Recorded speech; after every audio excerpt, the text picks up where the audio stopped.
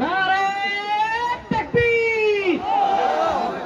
শাইখুল হাদিস ইবনে শাইখুল হাদিসের আগমন নেত্রকোনার পক্ষ থেকে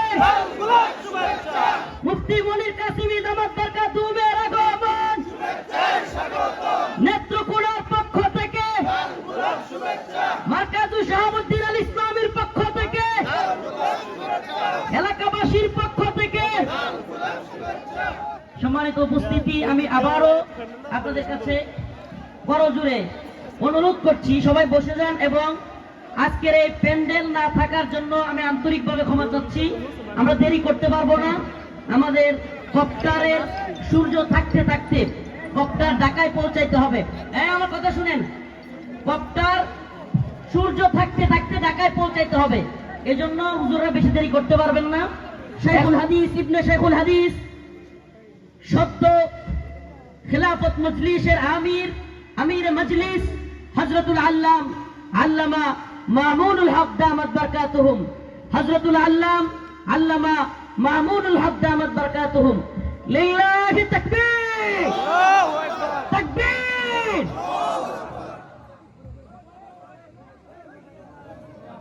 ওই মিয়ার মোবাইল টোবাইল করে আনবা দেখা জানান তো ওই সামনে দিলা ভাই। السلام عليكم ورحمة الله. إن الحمد لله نحمده ونستعينه ونستغفره ونؤمن به ونتوكل عليه ونشهد أن لا إله إلا الله وحده لا شريك له ونشهد أن سيدنا ومولانا محمدا عبده ورسوله صلى الله تعالى عليه وعلى آله وأصحابه وبارك وسلم تسليما كثيرا. أما بعد فأعوذ بالله من الشيطان الرجيم. بسم الله الرحمن الرحيم. الذين إن مكناهم في الأرض أقاموا الصلاة وآتوا الزكاة وأمروا بالمعروف ونهوا عن المنكر ولله عاقبة الأمور. بارك الله لنا ولكم في القرآن العظيم ونفعنا وإياكم بالآيات والذكر الحكيم. اللهم صل على محمد وعلى آل محمد كما صليت على إبراهيم وعلى آل إبراهيم إنك حميد مجيد. اللهم بارك على محمد وعلى آل محمد كما باركت على إبراهيم وعلى آل إبراهيم إنك حميد مجيد. পূর্বধলা মার্কাজু শাহাবুদ্দিন আল ইসলামীর উদ্যোগে আয়োজিত আজকের এই দস্তারবন্দি উপলক্ষে আজিমুস শান ইসলামী মহাসম্মেলনে উপস্থিত হযরত উলামায়ে কেরাম, সম্মানিত মুরব্বী সাহেবান, সমবেত দিন দরদি ইসলাম প্রিয় তৌহিদি মুসলমান ভাই ও বন্ধুগণ, পর্দার অন্তরাল বাসা বাড়িতে অবস্থানরত আমার সম্মানিত মা ও বোনেরা, আমি সর্বপ্রথম আপনাদেরকে অভিনন্দন জ্ঞাপন করছি, শুকরিয়া আদায় করছি আপনাদের যে আপনারা আজকের এই মাহফিলে উলামায়ে কেরামের ডাকে সাড়া দিয়ে যে বিপুল পরিমাণ ধর্মপ্রাণ মুসলমান এখানে উপস্থিত হয়েছেন, এর মাধ্যমে এই এলাকায় এবং এই এলাকার এই দৃশ্যের মাধ্যমে সারা দেশের সামনে ইসলাম এবং মুসলমানদের আলেম ওলামাদের একটা প্রভাব এবং একটা শক্তির প্রদর্শনী হলো। আল্লাহ পাক রব্বুল আলামিন ইসলামের পক্ষে আপনাদের এই উপস্থিতিকে কবুল করেন। আমিন। সর্বশেষ আমরা 2021 সালে আমাদের গ্রেফতার হওয়ার কিছুদিন আগে আমরা এমনই হঠাৎ অল্প সময়ের এক প্রোগ্রামে আপনাদের এখানে এসেছিলাম।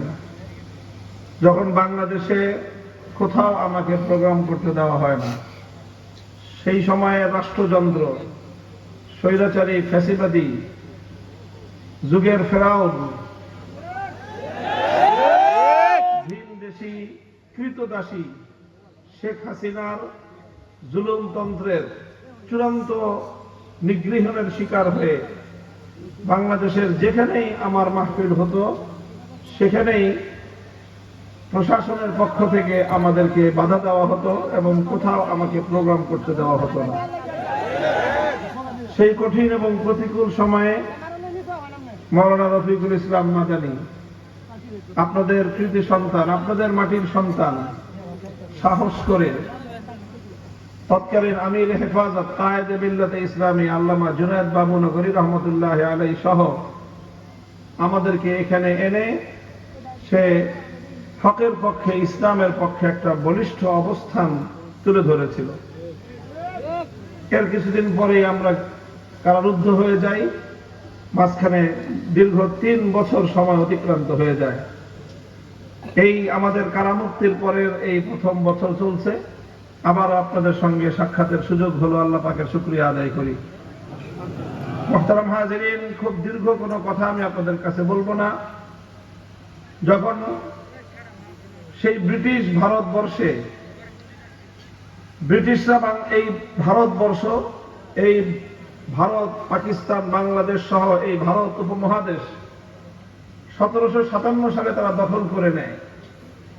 তারা দখল করার পর তাদের হাত থেকে আবার দেশকে মুক্ত করার জন্য, স্বাধীন করার জন্য আলেম সমাজ অনেক চেষ্টা করেছেন, অনেক সংগ্রাম করেছেন, অনেক লড়াই করেছেন, এমনকি সরাসরি ব্রিটিশদের বিরুদ্ধে তারা যুদ্ধের মাঠে নেমেছেন।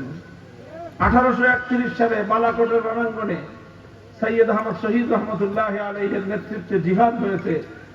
সেখানে বহু ওলামায়ে কেরাম এবং ধর্মপ্রাণ মুসলমানরা শাহাদাত বরণ করেছেন, কিন্তু ব্রিটিশের সামনে মাথা নত করেন নাই। এরপরে আবার 1857 সালে গোটা ভারতবর্ষ জুড়ে ব্রিটিশের বিরুদ্ধে ব্যাপক সংগ্রাম হয়, প্রতিরোধ সংগ্রাম গড়ে ওঠে এবং এই গোটা প্রতিরোধ সংগ্রামে ব্রিটিশের বিরুদ্ধে এই আন্দোলন, এই জিহাদের নেতৃত্ব দেন আলেম সমাজ। 1857 সালে এই সংগ্রামের প্রধান সেনাপতি হাফিজ জামিল রহমতুল্লাহ আলাইহি শাহাদাত বরণ করেন, অন্য অনেক আলেম ওলামা শাহাদাত বরণ করেন। 1857 সালের সেই ব্রিটিশ বিরোধী সংগ্রাম এবং জিহাদের পরে কত আলেমকে তারা হত্যা করেছিল, শহীদ করেছিল, তার সঠিক কোনো পরিসংখ্যান ইতিহাসের মধ্যে সংরক্ষণ করা হয় নাই। শুধু এতটুকু বোঝা যায়, আলেমদের হত্যাকাণ্ডের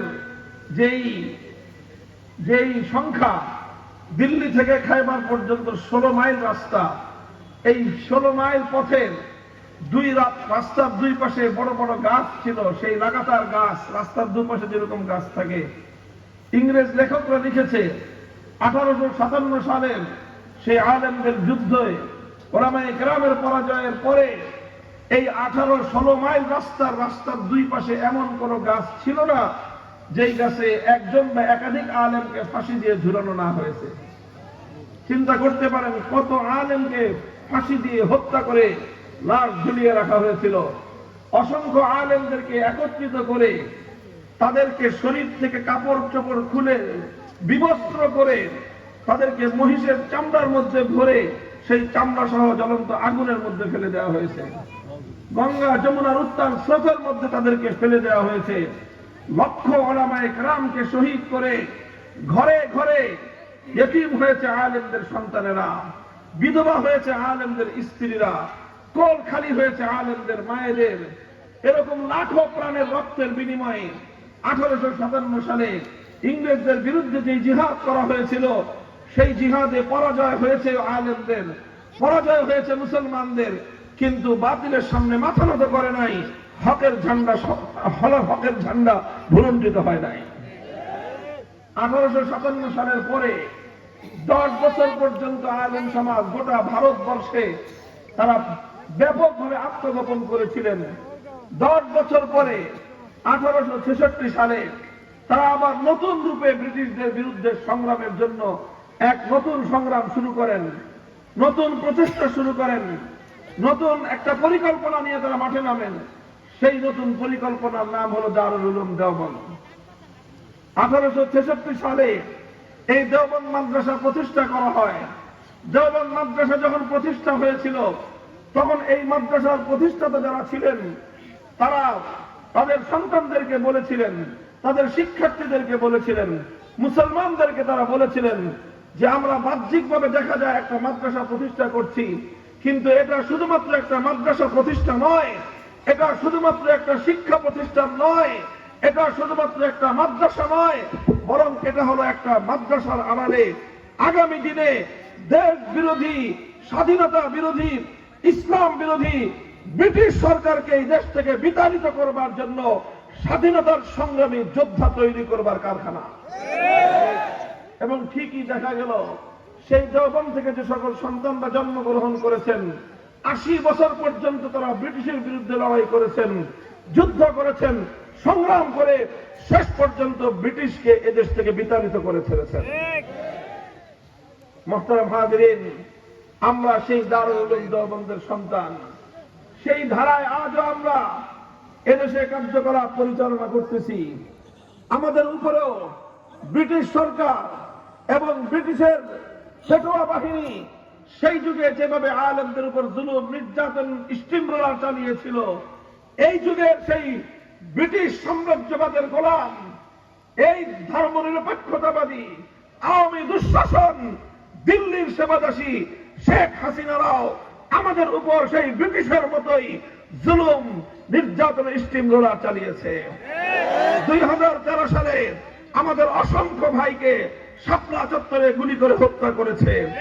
2021 সালে নরঘাতক নরেন্দ্র মোদীর বাংলাদেশ আগমনের বিরুদ্ধে প্রতিবাদ করায় হাটহাজারী, ব্রাহ্মণবাড়িয়া সহ বাংলাদেশে আমাদের প্রায় 25 থেকে 26 জন হেফাজতে ইসলামের নেতা কর্মী, আলেম এবং ছাত্রদেরকে পাখির মতো গুলি করে তারা হত্যা করেছে। এরপরে হত্যা করেছে আমার ভাইকে, শহীদ করেছে আমাদের সন্তানদেরকে, এভাবে অসংখ্য মানুষকে পঙ্গু করে এরপরে আবার আমাদের উপর ক্র্যাকডাউন চালিয়েছে। সারা দেশে প্রায় 1.5 থেকে 2,000 আলেম ওলামাকে গ্রেফতার করে অন্ধকার কারা প্রকোষ্ঠে নিক্ষেপ করেছে। 1 বছর, 2 বছর, 3 বছর পর্যন্ত কারাগারে আমাদের সঙ্গে নির্মম আচরণ করা হয়েছে। সকল বন্দীদের সঙ্গে যেই ধরনের আচরণ করা হয়, অন্য সাধারণ বন্দীদেরকে যেই সকল সুযোগ সুবিধা দেওয়া হয়, রাষ্ট্রীয়ভাবে সিদ্ধান্ত গ্রহণ করে কারান্তরালে আমাদেরকে সেই সকল সুযোগ সুবিধা থেকে বঞ্চিত রাখা হয়েছে। মোহতারাম হাজিরিন, রক্ত দিয়েছি 2013 সালে, জীবন দিয়েছি আমরা 2021 সালে। কারাগারে অন্ধকার প্রকোষ্ঠে আমরা বন্দিত্ব বরণ করেছি 3 বছর পর্যন্ত।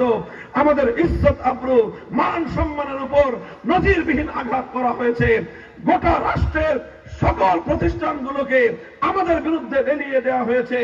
শুধু একটা কারণে আমরা হকের কথা বলি, ইসলামের কথা বলি, আল্লাহর জমিনে আল্লাহর দ্বীনকে আমরা বিজয়ী করতে চাই, কোরআনী রাজ কায়েম করতে চাই, অন্যায়ের বিরুদ্ধে আমরা রুখে দাঁড়াতে চাই। এটাই হলো আমাদের অপরাধ। ওমা নাকামু মিনহুম ইল্লা আন ইউমিনু বিল্লাহিল আজিজিল হামিদ। আমাদের আর কোনো অপরাধ ছিল না। আমাদের অপরাধ ছিল দেশকে ভালোবাসা, আমাদের অপরাধ ছিল দেশের স্বাধীনতাকে রক্ষা করতে চাওয়া, আমাদের অপরাধ ছিল আল্লাহর দ্বীনকে ভালোবাসা, আমাদের অপরাধ ছিল মানব রচিত তন্ত্রমন্ত্রের বিরুদ্ধে কথা বলা, আমাদের অপরাধ ছিল ভারতীয় আধিপত্যবাদের বিরুদ্ধে কথা বলা, আমাদের অপরাধ ছিল বাংলাদেশের মাটিতে আরেকটা বাবরি মসজিদ নির্মাণ করবার ঘোষণা দেওয়া, আমাদের অপরাধ ছিল শহীদ বাবরি মসজিদকে আবার পুনর্নির্মাণ করবার প্রত্যয় এবং শপথ ঘোষণা করা। এই সকল অপরাধে এই নির্যাতনের স্টিম রোলার আমাদের উপর চালানো হয়েছে। আমরা সব হাসি মুখে বরণ করে নিয়েছি। আমাদের কষ্ট হয়েছে, আল্লাহর কাছে অভিযোগ করি নাই। আমাদের কষ্ট হয়েছে, কিন্তু আমরা দমে যাই নাই, ঘরের মধ্যে নির্লিপ্ত বসে যাওয়ার সিদ্ধান্ত গ্রহণ করি নাই। আল্লাহ পাক রব্বুল আলামিন এই অসংখ্য অগণিত মানুষের রক্ত, জীবন, শাহাদাতে এবং তাদের জুলুম, নির্যাতনের বিনিময়ে আজ আল্লাহ পাক রব্বুল আলামিন আমাদের এই প্রিয় মাতৃভূমি বাংলাদেশকে ফ্যাসিবাদ মুক্ত করেছেন। ভিনদেশী দালালকে আল্লাহ পাক রব্বুল আলামিন যেই দেশের দালাল ছিল তাকে সেই দেশের কোলে আল্লাহ পাক পাঠিয়ে দিয়েছেন। বাংলাদেশকে আল্লাহ পাক সেই দালাল এবং ফ্যাসিবাদ মুক্ত করেছেন। কিন্তু এতেই আমাদের সংগ্রাম শেষ হয়ে যায় নাই, আমাদের আন্দোলন বন্ধ হয়ে যায় নাই। আমাদের মঞ্জিলে মাকসুদ এখন আরো বহুদূর, আমাদেরকে আরো বহুদূর পথ চলতে হবে। আমি আপনাদের সম্মুখে পবিত্র কোরআনে কারীমের সূরাতুল হজ্জের 41 নম্বর আয়াত তেলাওয়াত করেছি।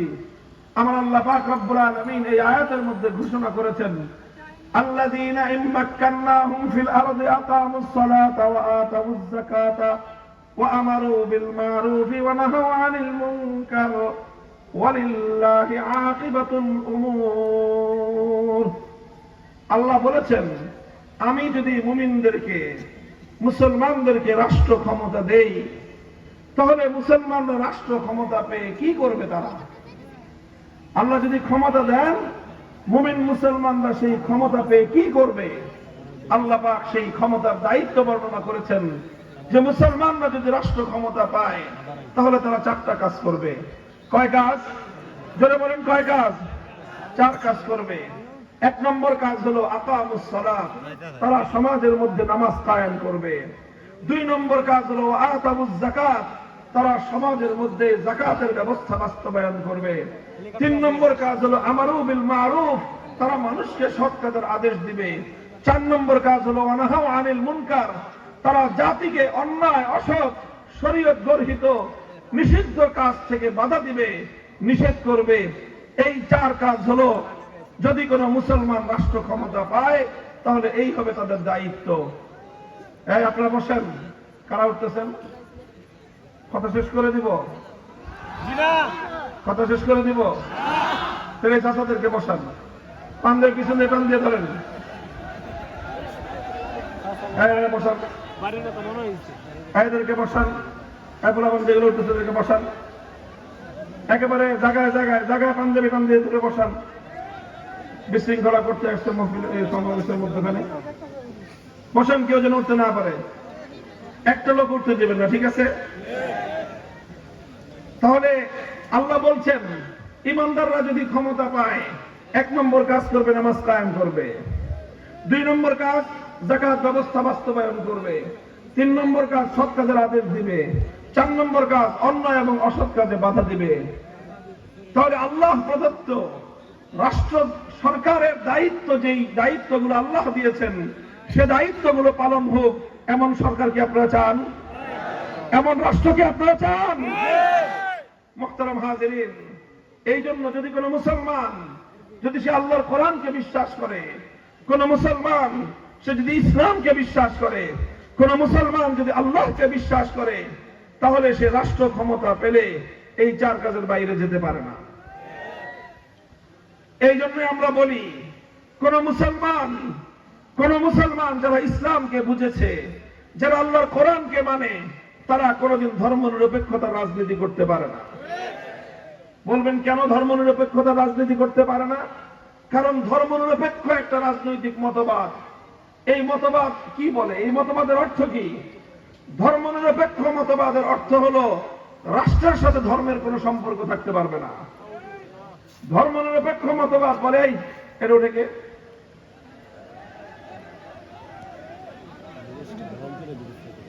আপনারা যদি উঠতে পারেন তাহলে তা আমি কথা শেষ করে দেব এখন। ধর্মনিরপেক্ষ মতবাদ বলে রাষ্ট্রের সাথে ধর্মের সম্পর্ক থাকতে পারবে না। আর আল্লাহ বলতেছেন রাষ্ট্র ক্ষমতা পেলে ধর্ম বাস্তবায়ন করবে, নামাজ কায়েম করবে, যাকাত কায়েম করবে। এখন আপনি বলেন, আল্লাহর কোরআন বলতেছে রাষ্ট্র ক্ষমতা পেলে যাকাত কায়েম করবে, নামাজ কায়েম করবে। নামাজ কায়েম করা, যাকাত বাস্তবায়ন করা ধর্মের কাজ কিনা? যারা বলেন ধর্মের কাজ কিনা? ঈমানের পরে ইসলামের মধ্যে সবচেয়ে গুরুত্বপূর্ণ বিধান হলো নামাজ। কথা বলেন, সবচেয়ে গুরুত্বপূর্ণ বিধান, তারপরে গুরুত্বপূর্ণ বিধান হলো যাকাত। আল্লাহ বলছেন, আমি যদি রাষ্ট্র ক্ষমতা দেই তাহলে তারা সর্বপ্রথম নামাজ কায়েম করবে, যাকাত বাস্তবায়ন করবে। সুতরাং রাষ্ট্র ক্ষমতা মুসলমানদের জন্য ইসলামকে বাস্তবায়ন করার হাতিয়ার। কথা বলেন ঠিক না বেঠিক? আর ধর্মনিরপেক্ষতা মতবাদ সেকুলারিজম বলে রাষ্ট্রের সাথে ধর্মের কোনো সম্পর্ক থাকতে পারবে না। সুতরাং কেউ যদি ইসলাম মানে সে সেকুলার হতে পারে না, ধর্মনিরপেক্ষ হতে পারে না। কেউ যদি ধর্মনিরপেক্ষ মতবাদ মানে সে মুসলমান থাকতে পারে না।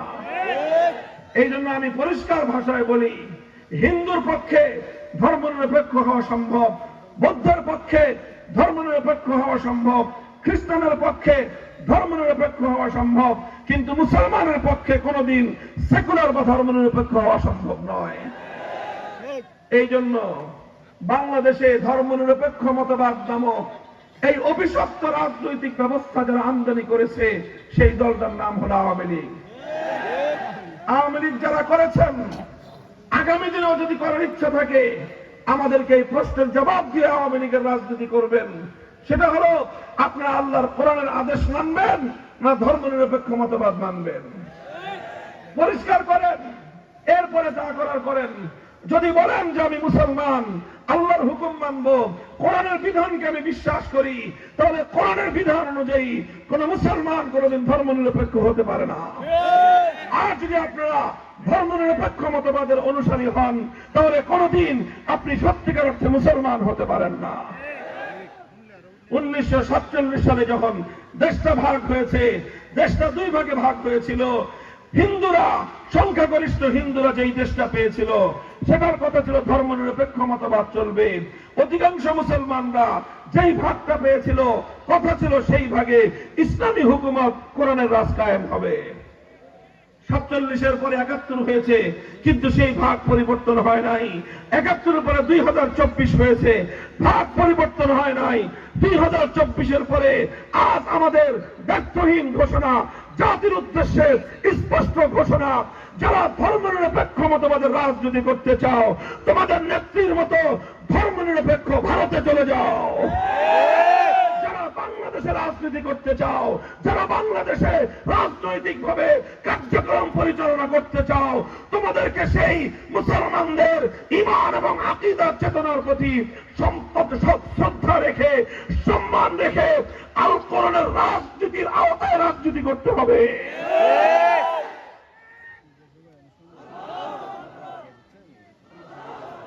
এই জন্য আজ মুসলমানদেরকে আমরা একটা কথাই বলি, হে মুসলিম উম্মাহ, হে মুসলমানদের যুব সমাজ, যদি আমরা তৈরি হই, ইনশাআল্লাহ এদেশে ইসলাম ছাড়া আর কিছু চলতে পারে না। কথা বলেন ঠিক না বেঠিক? 5ই আগস্ট, জুলাই এবং আগস্টের বিপ্লবের মাধ্যমে আল্লাহ পাক প্রমাণ করে দিয়েছেন বিপ্লবের জন্য বড় কোন রাজনৈতিক দল লাগে না। আল্লাহ দেখিয়ে দিয়েছেন বিপ্লবের জন্য বড় কোন নেতার প্রয়োজন নাই। বিপ্লবের জন্য যখন দেশের মানুষ প্রস্তুত হয়, যুব সমাজ, আবু সাইদ এবং মুগ্ধরা যখন বুক পেতে দিয়ে জালিমের বুলেটের আঘাতকে তারা সহ্য করতে পারে, যখন তারা অকাতর রক্ত দিতে শিখে যায়, সেই রক্তদানকারী, শাহাদাত বরণকারী ইমানি কাফেলাকে দাবায় রাখবার শক্তি কারণ নাই। কাজেই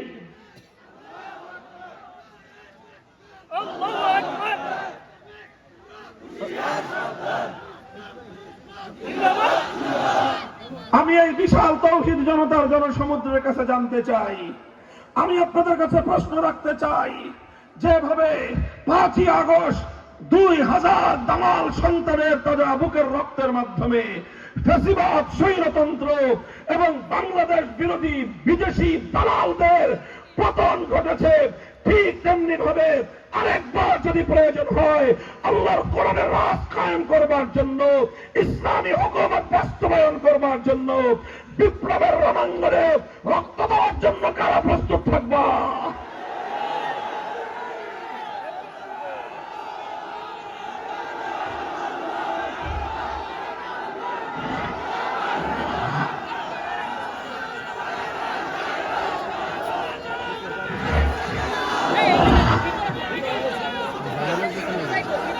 ভাই,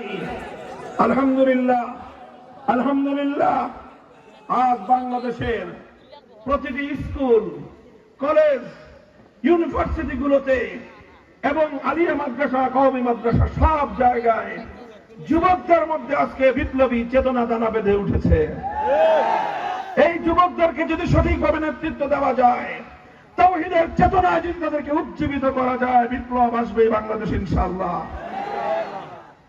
5ই আগস্টের বিপ্লবের মাধ্যমে যেমনি ভাবে টেকনাফ থেকে তেতুলিয়া পর্যন্ত মুসলিম জনপদে মুসলমানদের জাতীয় স্থাপনায় ভাস্কর্য নামক যত মূর্তি ছিল সব মূর্তি ভেঙে গুড়িয়ে দেওয়া হয়েছে।